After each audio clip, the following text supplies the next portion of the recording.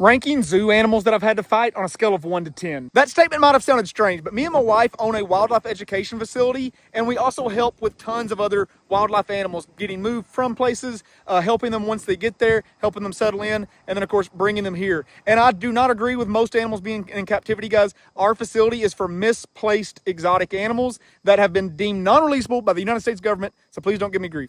And when I say fight, I don't mean that I went in there and just started duking it out with them. I mean, you know, you're working around them, everything seems normal, and then all of a sudden a switch just gets flipped. Or I'm reporting to somebody's house to pick up an animal. That happens a lot when animals get confiscated, and the police or wildlife officials don't really know how to handle them. That's where experts like us come in, and we have to kind of handle them. And tranking them is not always the answer. Tranking animals actually can kill a whole lot of them. And let's face it, there's not every situation that you can use a trank in. You have to have eyes on the animals, and you have to have some distance between you. A lot of times we get called to take animals quite literally out of people's houses, and it's like a tight corner bedroom or so. You know, we try to go in there like a SWAT team or Navy SEAL, but not all the times you have the best options available to you. So we do have special gear. I have bite-proof gloves, I have neck guards, I've got the whole 9 yards, pretty much like riot gear essentially. So wolves, I'm going to give them a 5 out of 10. I have a scar on my ankle from where a wolf grabbed me and dragged me about 10 feet. I was able to grab a bone, kind of wedge it in its mouth, pry my ankle out of its mouth. Aside from that, once it had a hold of me, I had a hold of it also. They're not very agile once you get control of the neck. All you got to do is hope they get a major bone, such as an arm bone or a leg bone. They can't quite crush that, but if they get your hand or your bare foot, they will crush that. So never let them get your hands, never let them get your feet, and most importantly, never let them get your neck or your face. So you're going to offer that arm up with that bite-proof glove on that comes up to your elbow or to your shoulder, and you're going to let them grab a hold of that. Once they grab a hold of that, a lot of times you can take control of the main part of their body and then guide them over to their crate. Kangaroos, they're like a 2 out of 10. They're easy and predictable. I had to help give kangaroos a shot one time. They're all pretty chill. They're all pretty nice. I give one kangaroo a shot. Another kangaroo saw me do it. He didn't like that I gave that one a shot, and he came sprinting at me. These bad boys can move at 37 miles an hour, and they deliver a powerful kick. He caught me right in the chest. I went down, knocked the air out of me.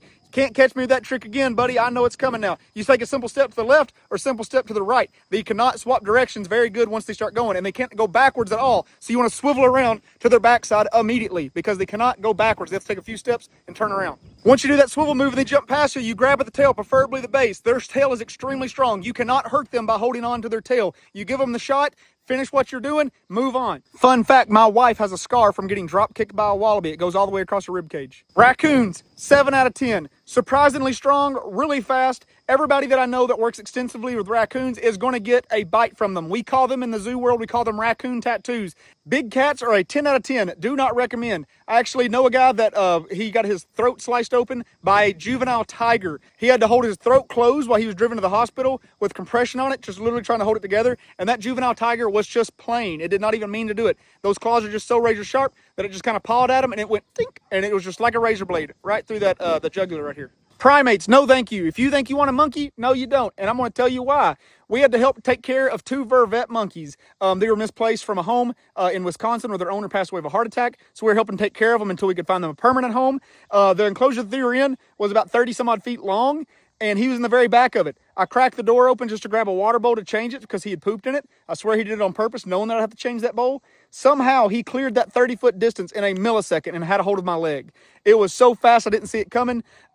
Unfortunately, the people that had him before were really cruel, and they had removed his canine teeth. Fortunately for me, that means that he really couldn't bite me too hard through my blue jeans. It just hurt, and it left a big, massive bruise. And any kind of monkey or primate, no matter the size, will wreck your world. I don't care if you're a big macho bodybuilding dude, you don't stand a chance on that first initial strike. They're so fast you'll never see it coming. You know those little finger monkeys, the little marmosets? We actually know a guy that's missing the whole lower part of his ear because that's the perfect size of their mouth, and it jumped up on his shoulder, bit off his earlobe, and then ran away before he even knew that he was being attacked by a monkey. A lot of people ask about the scar that's on my chin right here and some of my facial scars. That's actually from an Impala, but not the Impala, the animal, the Chevy Impala. 2007 actually hit me right in the face when I was a teenager. That's a true story. That's a story for a whole nother time. But Impalas and gazelles, antelope in general, you don't want to jack with them. If you guys didn't know it, a guy in Oklahoma City was killed a few years ago by a black buck that just speared him all the way through. Those horns are like swords on top of their heads. If you guys don't know what a black buck is, they're beautiful animals. Shouldn't be messing with them. Zebras, you're going to lose. There's no sense of talking about that. Camels, you will lose without a doubt. 10 out of 10, do not recommend. There's a zoo right outside of Memphis where a camel escaped, and it did kick 2 people to death, and it only had to kick each one of them 1 time. and they kick forwards. Unlike a donkey or a horse that has to kick backwards, they can kick forwards. They also have teeth, and they have a really nasty bite, and if they do bite you, their mouth is full of bacteria, so it inflicts poison damage. Anacondas and pythons, depending on their size, they are one big solid muscle. So imagine an anaconda that weighs 60 or 70 pounds. Now imagine losing an arm wrestling match to a dude that has an arm that's only made out of about 20 pounds of muscle at absolute most if he's really jacked.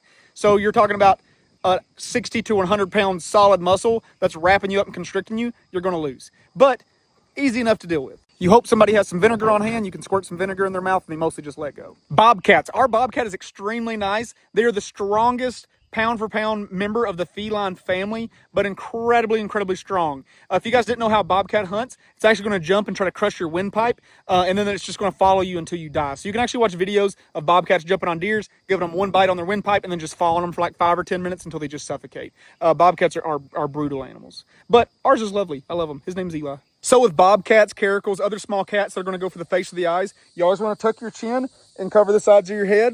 And pretty much just get out of the situation the best you can, okay?